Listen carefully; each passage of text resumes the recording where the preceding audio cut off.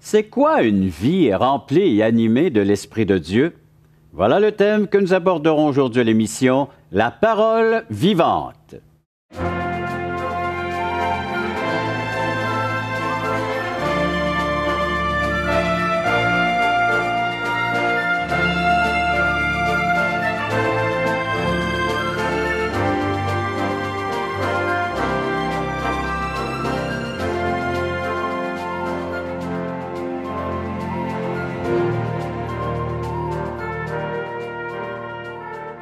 Bienvenue à l'émission La Parole vivante. On poursuit nos études du livre des Actes des Apôtres, chapitre 6. Et aujourd'hui, on répond à cette question, c'est quoi une vie qui est remplie, débordant de l'Esprit de Dieu? Et notre exemple, notre modèle d'aujourd'hui sera nul autre que le disciple Étienne. Bonjour, messieurs. Bonjour. Bonjour. Bienvenue à l'émission La Parole vivante. Bonjour, Jeff. Bonjour. Et bonjour, Simon. Bonjour. Prêt? Absolument. À pouvoir nous dire un peu c'est quoi l'animation de l'Esprit de Dieu dans une vie? Absolument. Et souvent, ça peut être confondant.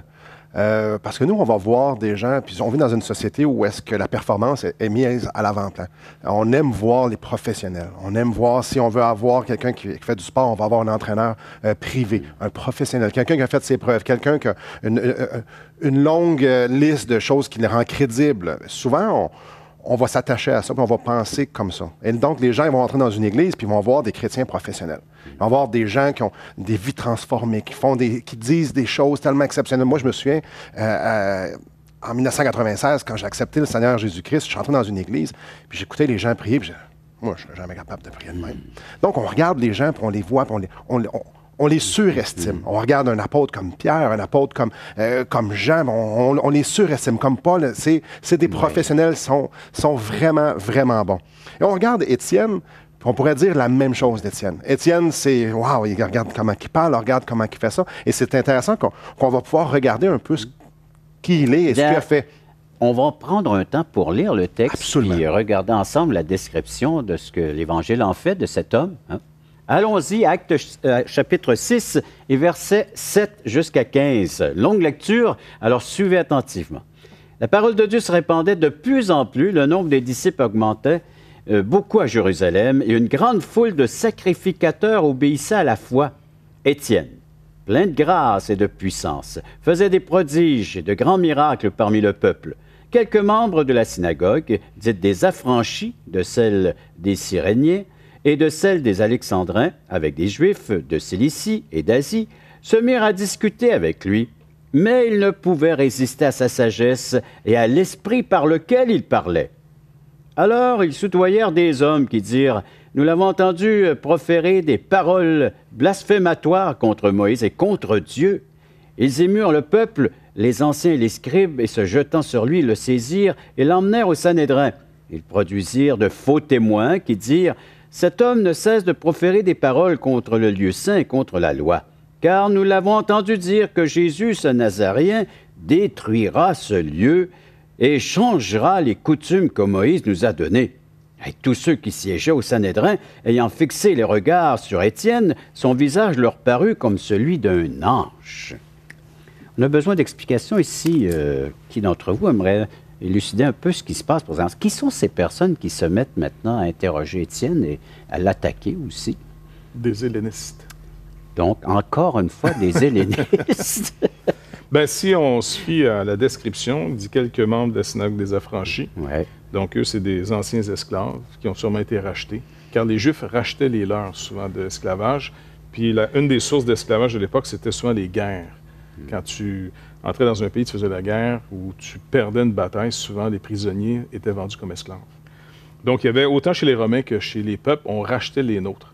Alors, ça se passe entre hellénistes, là. Oui, ici, parce que les Cyréniens, les Alexandrins, les Juifs de Cilicie et d'Asie, donc c'est des Juifs d'en dehors d'Israël. Et ils vont se prendre à Étienne parce qu'Étienne est aussi un Juif d'origine en dehors d'Israël. Donc, on pourrait les classer chez les fameux hellénistes, comme on avait vu au chapitre 6 au début. Hein, Exact, oui. Et les puis, murmures qui ont commencé chez eux. C'est ça, parce que d'un côté, il faut gérer deux communautés différentes. Les communautés différentes ont quand même des cultures différentes. Même un même peuple, comme les Juifs, de l'extérieur comme les Juifs de l'intérieur. J'ai vécu en Israël pendant 1 an. Et puis, quand tu rencontres des Juifs des sabras, là, ils sont appelés des cactus, là, parce que ceux qui sont nés dans le pays, ou encore une fois, ceux qui arrivent, par exemple, de pays autour d'Israël, ils ont une culture du Moyen-Orient. Par exemple, mes amis, Yaakov est né en Israël et c'est vraiment le Juif typique comme on peut le considérer aujourd'hui. Et en même temps, j'avais un autre ami, Noam, qui était le responsable de l'assemblée où on allait. Lui, c'est un Américain. Puis il y en avait d'autres qui venaient soit de l'Allemagne, et ainsi de suite, là. Donc, les Juifs qui venaient de l'extérieur sont vraiment différents dans leur culture que le Juif qui est d'Israël. Et ça se vit jusqu'à aujourd'hui. Donc ici, il y a une tension parce que dans l'Église, le défi, c'est sur quelle base on devient un. Une communauté, il faut que ça ait un point de contact, un commun dénominateur.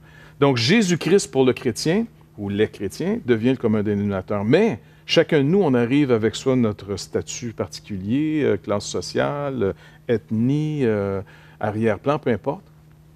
Et le défi, c'était comment tu arrives à l'unité dans l'Église. Non seulement il y avait des Juifs de deux catégories différentes, où on voit déjà une tension, au chapitre 6 au début, mais il ne faut pas oublier qu'il y avait les Samaritains qui se sont ajoutés. Oui. Qui étaient des gens on pourrait quasiment dire les bâtards de la famille. Tu vois, parce que c'était des Juifs qui s'étaient mêlés avec les nations. Les moutons noirs. C'est ça. Puis il y avait une chicane terrible entre les deux, tu vois, à l'époque. Et puis après, on va voir, suite à tout ça, il va y avoir même des gens qui arrivent de l'extérieur, qui sont vraiment des sympathisants au judaïsme et qui se convertissent au judaïsme. Comme par exemple le fameux, ici, le dernier que tu as lu, qui s'appelait Nicolas. Nicolas, lui, c'est un prosélyte d'Antioche. Ouais. Donc lui, c'est un païen de l'époque qui s'était converti par la circoncision et tout ça, s'était converti au judaïsme et avait connu après le Seigneur Jésus-Christ. Donc, tu as tous ces gens-là qui ont des potentiels de faire vraiment éclater une communauté. Alors, Étienne, qui est de cette communauté en dehors d'Israël, on peut dire, va être confronté par les autres types de Juifs qui sont en dehors d'Israël, mais qui sont souvent plus Juifs que les Juifs, parce que tu es un peu en complexe, là, puis tu as une crise d'identité, fait que souvent, ces gens-là deviennent plus Juifs que les Juifs, tu sais, pour prouver qu'ils sont Juifs. Entre autres, ça, c'est le scénario. Merci. Merci, les amis, d'avoir mis la table. Alors, les éléments sont en place. Et après la pause, on va regarder davantage ce cher Étienne et toute cette animation de l'Esprit de Dieu dans sa vie. Mais le vrai croyant qui de plus en plus est saisi par l'Esprit, Dieu ne va pas lui donner finalement de contrôler les autres. Il va nous donner la plus grande conquête qu'un homme ne peut pas faire dans sa vie.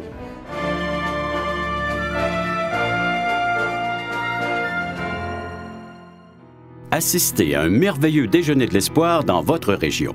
Un invité vous racontera comment Dieu a transformé sa vie et comment son cœur, souffrant, a trouvé une joie indicible en développant une relation personnelle et intime avec Dieu et son Fils Jésus-Christ. Des églises locales organisent de tels déjeuners dans plusieurs régions du Québec. Découvrez où et quand vous pouvez assister à un déjeuner de l'espoir dans votre région en visitant le site espoir.ca et en cliquant sur l'onglet « Déjeuner ».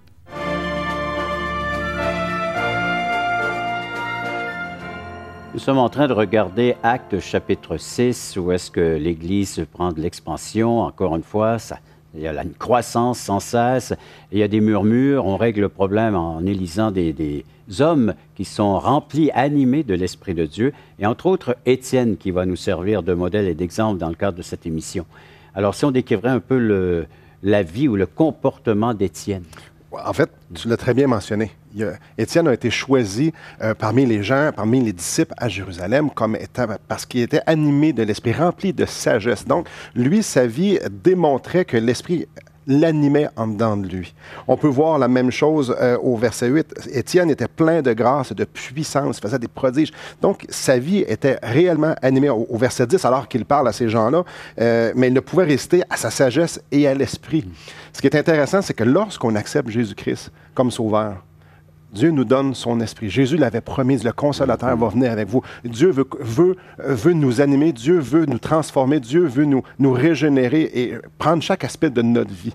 Et c'est un peu ce qu'on voit ici. On voit l'esprit de Jésus-Christ, l'esprit de Dieu, rentrer en dedans d'Étienne lorsqu'il s'est converti. Et là, ça commence à porter fruit. On pouvait vraiment le remarquer. Et c'est pour ça qu'il a été choisi. Et ce qui est intéressant, c'est que tantôt, je faisais allusion aux professionnels. Et les gens, si on regarde ça, on se dit « Wow, Étienne était vraiment extraordinaire. » Non, Pas vraiment. C'est l'Esprit en dedans de lui qui était vraiment extraordinaire. Et lorsqu'on parle ici d'être rempli de l'Esprit, on parle vraiment d'une soumission, d'une sensibilité à ce que l'Esprit voulait. Donc, tu aides ton prochain, tu aimes. Et Étienne était ce genre-là. Ce genre de dire, oui Seigneur, je veux te suivre. Oui Seigneur, je veux faire ta volonté. Oui, je vais t'obéir. Donc, l'Esprit Saint avait un outil entre les mains pour pouvoir faire des choses grandioses. Dans Actes, chapitre 1, verset 8, justement, Jésus leur dit, je vais vous donner la puissance, je vais vous donner l'Esprit par lequel vous allez pouvoir proclamer l'Évangile, par lequel vous allez pouvoir parler de moi et passer par-dessus tout ce qu'il y a à être passé par-dessus. Même Jésus le dit, quand vous allez passer devant les rois, devant les juges, méditez pas ce que vous allez penser. En fait, le Saint-Esprit va vous dire au moment même quoi dire. Donc, l'idée ici, c'est qu'Étienne, c'est un gars ordinaire. C'est un homme comme nous trois du monde, ordinaire, comme les gens qui nous écoutent à la maison, des gens de l'Église. Mais en dedans de lui, l'Esprit faisait des choses extraordinaires. Et c'est ça qu'on peut voir dans la vie d'Étienne. Un homme qui se laisse malayer par un esprit qui est extrêmement puissant parce que c'est l'Esprit de Dieu. Et Jeff, il y a une expression qui revient continuellement dans ce texte, c'est plein de foi, plein de grâce, plein de puissance. Cet homme était rempli. Puis dans le sens d'être rempli, c'est d'être sous le contrôle. L'apôtre Paul va prendre la même expression d'être rempli du Saint-Esprit dans l'épître qu'il va écrire aux Éphésiens. Il va dire, soyez pas enivrés de vin, ça mène à la débauche. Soyez au contraire remplis de l'Esprit, vous entretenant par des psaumes. Donc, soyez contrôlés par l'Esprit. Oui, parce que quand il prend l'image finalement de quelqu'un qui prend du vin. Et plus tu prends du vin, plus tu deviens sous l'effet du vin. Tu vas penser différemment. C'est pour ça que même à la limite, il y a des lois qui disent que si tu bois, c'est une chose, mais tu ne prends pas ta voiture après. Parce qu'ils savent très bien qu'une fois enivré, ton comportement n'est plus le même. C'est ça. La boisson vient te dicter ta façon de Exactement. Voir. Tu es conditionné différemment. Donc ici, le chrétien, en réalité, il vit un effet similaire. Mieux que l'alcool, normalement, tu vas me dire. Mais autant que l'alcool peut enlever les inhibitions, autant l'alcool peut te détendre ou même des fois te faire perdre contrôle, le Saint-Esprit, lui, fait exactement un autre type d'effet. C'est vrai qu'il peut te détendre, c'est vrai, mais il va au contraire te donner plus contrôle. L'Esprit qu'on a reçu nous donne le contrôle de soi. L'alcool nous fait perdre le contrôle de soi. Donc le croyant se manifeste de plus en plus comme se possédant. Et c'est bon parce que c'est le fruit de l'Esprit décrit comme étant la maîtrise de soi. Exactement. Donc ici, Étienne se possède. La première conquête à faire, c'est pas les autres. En passant, ceux qui veulent toujours contrôler la vie des autres, c'est ceux qui n'arrivent pas à se contrôler eux-mêmes. Alors finalement, ils vont contrôler les autres, ça leur donne l'impression que puisque moi je ne peux pas changer, les autres vont changer. Mais le vrai croyant qui de plus en plus est saisi par l'Esprit, Dieu ne va pas lui donner finalement de contrôler les autres. Il va nous donner la plus grande conquête qu'un homme ne peut pas faire dans sa vie, lui-même. Se posséder. Et Étienne, ici, il manifeste une maîtrise de lui-même, souvent hors du commun. Parce que d'abord, dans le contexte, il est dit, il est plein de grâce. Donc, il est vraiment l'objet d'une grâce particulière. Ce n'est pas ses mérites. Il est très reconnaissant à Dieu parce qu'il sait qui il est, comme tu disais tout à l'heure, c'est quelqu'un d'ordinaire. Il ne nous est pas décrit dans son ancienne vie, on ne sait même pas d'où il vient. Il est comme sorti de même, bing, du chapeau. Puis il va ressortir. Puis il va ressortir après le message. Et voilà. Mais la Bible nous montre finalement que l'Évangile va aller de... C'est comme si Luc nous prépare en disant, regardez, on pourrait faire l'idolâtrie d'Israël, là. Ce que malheureusement certains font encore aujourd'hui. Que Israël, c'est plus vrai que n'importe quoi, tiens. Puis, bon, on s'étendra pas trop là-dessus, là. Puis, de là, finalement, les apôtres sont les Juifs qui sont vraiment d'Israël, OK? Ils repartent à la limite quelque chose de vraiment incroyable, les 12. Ils sont 12, les 12 patriarches, tu sais. Et puis, tranquillement, ils sortent de milieu d'eux des disciples qui ne sont pas des Juifs, mais des Juifs qui viennent d'ailleurs, qui sont déjà moins considérés par les Juifs. Et le Saint-Esprit les choisit pour commencer à faire craquer finalement ce petit mur ethnique, cet orgueil ethnique qu'on peut avoir. Il nous montre au chapitre 6, au début avec l'histoire des veuves. Là, avec un Étienne qui, lui aussi, se met à faire des miracles. C'est pas lui qui est fait, mais c'est le Saint-Esprit, comme tu disais, qui l'utilise. Et parce qu'il est en communion avec Dieu, il discerne la volonté de Dieu. Dieu veut faire telle chose-ci. Et Étienne, qui s'en va avec plein de grâce, plein de puissance, faisant des prodiges et des grands miracles parmi le peuple, c'est pas la solution, c'est pour attirer l'attention. Parce qu'il y a un Oui. faux évangile qui se Oui. promène encore, c'est que les miracles s'en viennent régler les situations. Les miracles ne règlent pas les situations. Les miracles vont attirer l'attention, positivement ou On négativement. revient après la pause? Oui. Oui, on prend tous une pause, hein? Sauf vous. Oui, sauf vous, parce que vous allez prendre le temps de prendre un stylo et un bout de papier et noter, entre autres, ce que je vais vous dire à l'instant même, un numéro de téléphone à composer 24 heures sur 24. Le voici, 1-877-l'Espoir, 1-877-537-7647 ou 2 sites web, espoir.ca, toutchrétien.com, afin de nous rejoindre. Après la pause, on revient. On était où déjà dans le débat? Là? Pas mal de puissance. La puissance de Dieu. Dieu fait des miracles pour attirer l'attention. Un coup que l'attention est donnée, c'est pour donner un message. Dieu nous sauve par sa parole. Dieu ne nous sauve pas par un miracle.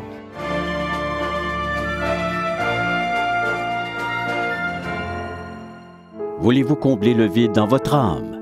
Avez-vous soif d'une sérénité intérieure? La souffrance de votre cœur vous lasse-t-elle? Appelez dès maintenant pour recevoir gratuitement un évangile de Jean pour connaître l'amour de Dieu, un Nouveau Testament pour trouver des réponses à plusieurs de vos questions, le livre Destination finale pour comprendre la nécessité du salut et finalement la Bible et le salut qui nous explique comment recevoir Jésus. Contactez-nous à espoir.ca ou composez 1-877-l'Espoir.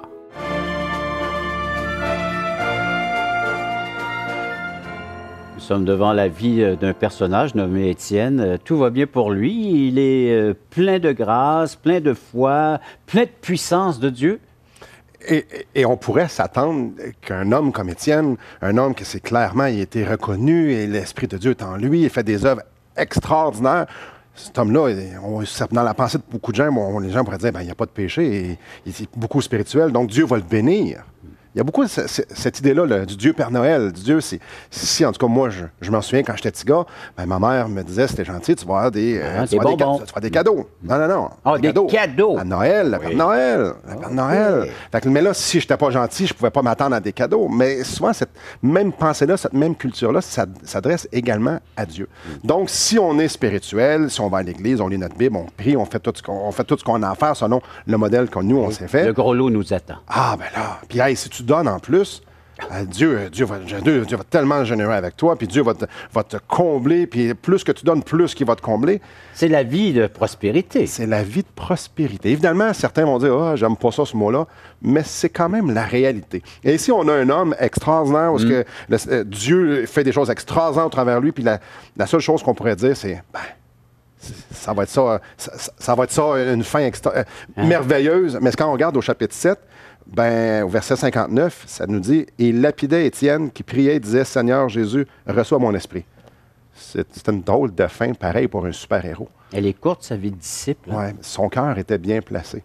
Ce que je trouve intéressant, c'est Jésus nous a jamais dit « Accepte-moi comme ton sauveur, reconnais tes péchés, accepte-moi, je suis mort pour tes péchés. » Et tu vas voir, je vais régler tous tes problèmes. Il n'y aura jamais de problème, tu n'auras pas de problème d'argent, tu n'auras pas rien, tu n'auras pas... Jésus nous a jamais promis ça. Ce qu'il dit à ses disciples, c'est que je vais être avec vous jusqu'à la fin. Et ce qu'on voit dans la vie d'Étienne, c'est ça qui est extraordinaire, c'est que l'Esprit Saint était avec lui. Et la promesse, c'est que Jésus, Dieu, était pour être avec nous, avec lui. Peu importe les circonstances. Et Étienne, ici, il ne s'est pas repenti parce qu'il est mort à la fin ou peu importe parce qu'il a fait de gros péchés. Non.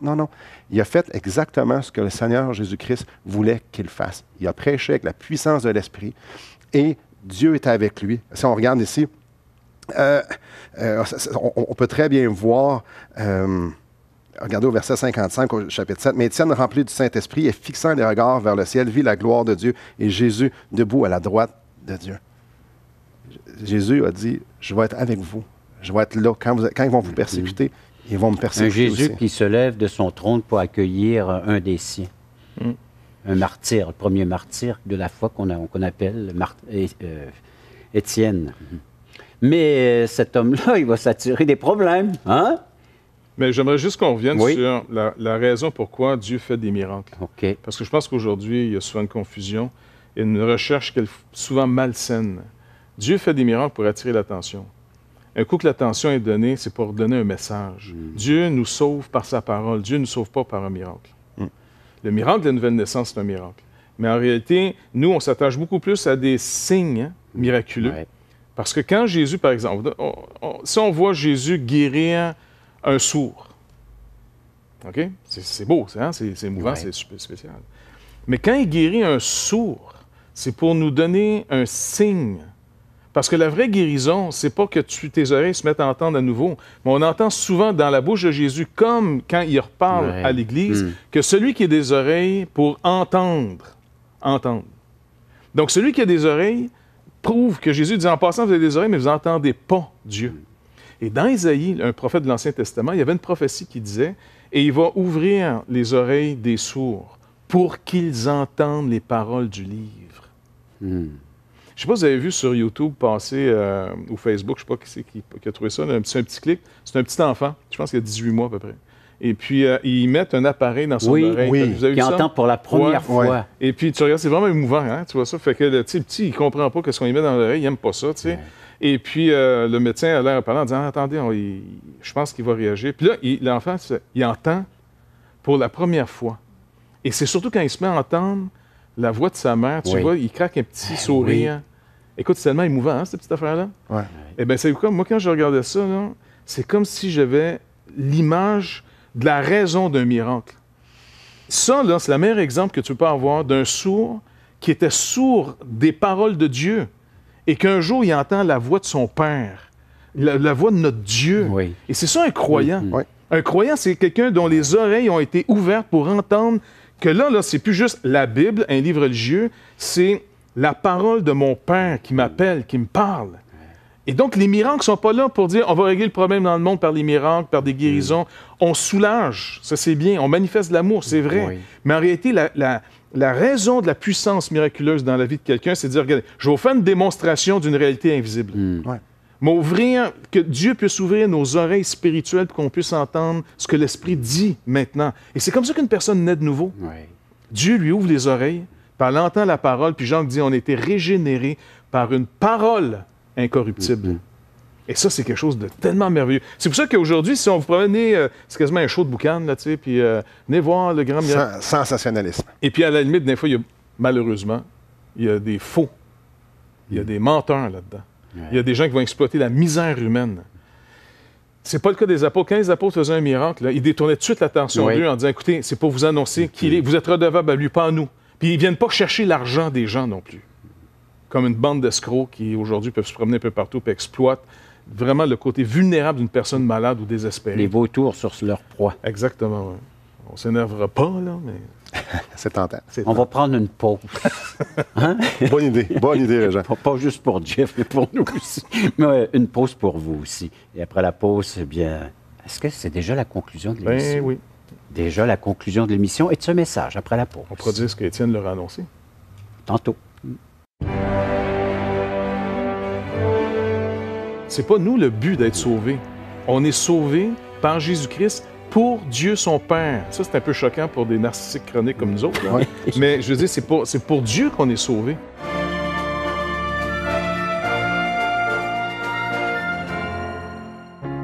Espoirpourlecoeur.org aborde des problèmes que tous peuvent rencontrer un jour. Solitude, culpabilité, manipulation, rébellion et adultère. Chaque problème est clairement défini avec ses symptômes et ses caractéristiques. Des pistes de solutions sont données. Le but du site espoirpourlecoeur.org est d'encourager les chrétiens à s'entraider. Pour participer à l'une de nos conférences, consultez notre site espoirpourlecoeur.org.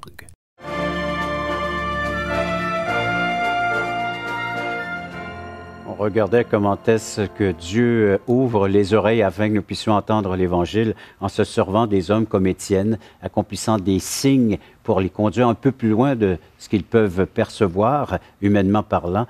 Et Étienne, sa réponse, elle est délicieuse à ces hommes-là, parce que ces hommes-là, ils l'attaquent sur le fait qu'ils disent qu'ils vont détruire. Ils parlent contre le temple, ils parlent contre les choix. Alors, on sait que c'est faux, c'est des fausses accusations. Ouais. Et Étienne va les emmener justement à ce qu'ils entendent un peu plus loin, un peu plus haut. Hein? Parce que les Juifs avaient oublié leur raison d'être.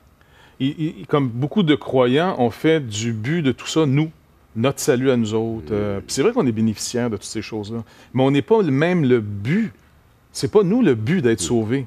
On est sauvés par Jésus-Christ pour Dieu son Père. Ça, c'est un peu choquant pour des narcissiques chroniques comme nous autres. Là. Ouais. Mais je veux dire, c'est pour Dieu qu'on est sauvés. Ouais. qu'on en bénéficie. La fin en soi du salut, c'est pas nécessairement nous, c'est Non. que Dieu soit glorifié. Exactement. Ouais. Et on en bénéficie, c'est merveilleux. Mais la raison, on a tendance à l'oublier parce que, bon, ça ne nous regarde pas, on trouve ça moins intéressant. Mais ici, il rappelle que le temple à Jérusalem, qui était considéré comme sacré, vraiment, là, c'était un lieu, là, comme certains lieux encore dans le monde aujourd'hui, qui sont considérés comme vraiment sacrés, comme si là, il y a plus la présence de Dieu qu'ailleurs. T'sais. Jésus leur avait dit à lui-même, puis ces gens qui nous le rapportent, entre autres, « Détruisez ce temple et je le rebâtirai en 3 jours. » Mais quand il parle, il y a le temple à côté de lui, le Pierre. C'est sûr que tout le monde regarde le bâtiment de Pierre en disant « Attends, mon chum, tu sais combien de temps ça a pris de construire ça? T'sais? Toi, en 3 jours. Juste se débâtir, ça va peut-être prendre plus que 3 jours. » t'sais. Et il disait non, il parlait de son corps. Pourquoi? Les Juifs mémorisaient les Écritures, mais ils étaient sourds. Comme peut-être beaucoup d'entre nous autres croyants. Est-ce qu'on demande au Seigneur, est-ce que tu as ouvert mes oreilles pour que je puisse entendre les paroles du livre comme je dois les entendre? Et puis là, finalement, les autres, ils lisent.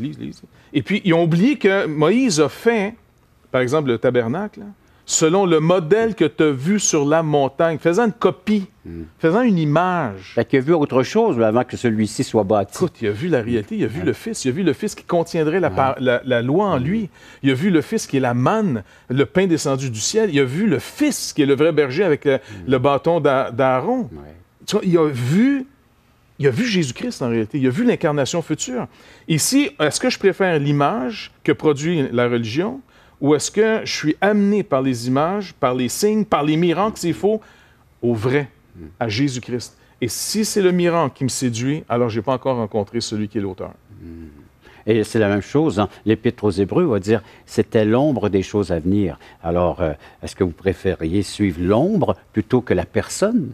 D'où vient l'ombre? Et c'est exactement ça. C'était l'ombre des choses à venir. Et ce qui est venu, eh bien, c'est Jésus-Christ lui-même, c'est Dieu qui s'est fait homme, qui est venu marcher parmi les hommes, qui a démontré, manifesté qui est Dieu, le véritable Dieu. Rappelez-vous quand Philippe a dit « Montre-nous le Père » et Jésus a dit « Je suis avec toi, tu devrais déjà le connaître. » Et c'est exactement la même chose pour nous aujourd'hui. Donc, que nous puissions maintenant entendre et voir et contempler l'œuvre de Dieu, c'est la personne de Jésus-Christ. En l'accueillant comme sauveur, comme Seigneur de notre existence et de notre éternité. C'est le cadeau de Dieu. C'est ce que Étienne a voulu prêcher, professer, et c'est à vous maintenant de faire ce pas de foi, vous aussi, dans la personne et l'œuvre de Jésus-Christ. Merci de votre participation à l'émission et merci d'avoir été à l'écoute de cette autre émission de La Parole vivante.